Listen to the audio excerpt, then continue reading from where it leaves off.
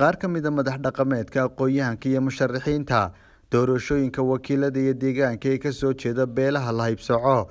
ayaa maanta waxay xafiiskiisa kulan kula yeesheen garyaqaanka guud ee Somaliland kulankaasoo lagaga hadlayay warar sheegaya in arrinta kootada dadka laga tirada badan iyo haweenkuba ay baalmarsantahay shuruucda dalka. Maanta la kulanay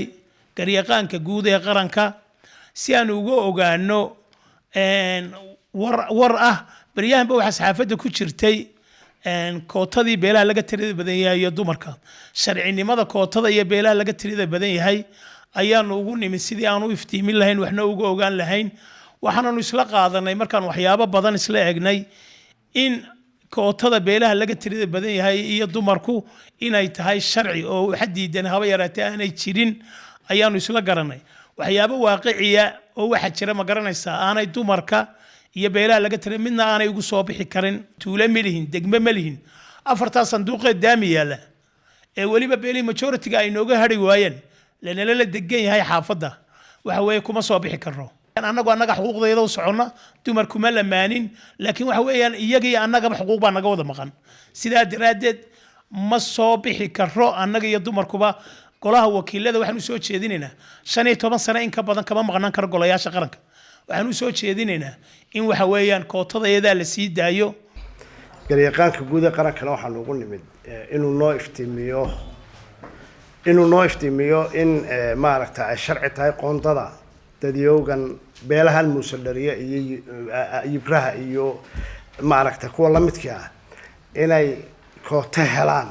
qoondo loo qoondeeyo inay sharci tahay inaan ahayn iyo dumarkuna waa dumarka iyaga ku jira waa dumarka reer Somaliland oo dhan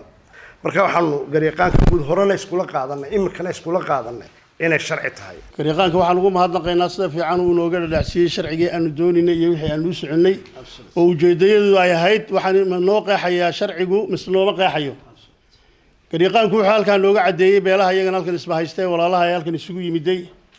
waxa uu nooga cadeeyay wixii sharcigu noo fasaxay iyo wixii uu noo fasaxay ee uu naga xarameeyay waxa weey sharciyadu waxay noo fasaxaysaa kootada sharcigu uu noo fasaxayaa wax laga hortaaganina ma jiro laakiin carqalado kale jiro day suurtaa ku sameynaya sidaan u arkino kuwa waxaanu leenahay war ka soo dib uga noqdo arrinta ka laabta kootadaana diyaar baan u nahay waxaanu diyaar ugu nahay inagu inaan gudaha iyaga ku tartanno sida shuruucdu ayna fariso oo 6 gobol ee degannahay bana laga siiyo ayaanu diyaar u nahay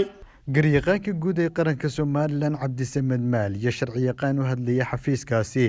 oo iyaguna halkaasi ka hadlay waxay sheegeen in arrinta qoondada haweenka iyo dadka la haybsooco ay tahay mid dastuuriya garyaqaanka guud ee qaranka wuxuu bay nagala tashanayeen in kootadu inay sharci tahay inaanay sharci ahayn marka sharci ahaan kootadu waxaan isla qaadanay inay sharci tahay qodobta isla eegnay arrimo maalin dhawaan dad ka hadleen oo maartay sheegay sharcinimada kootada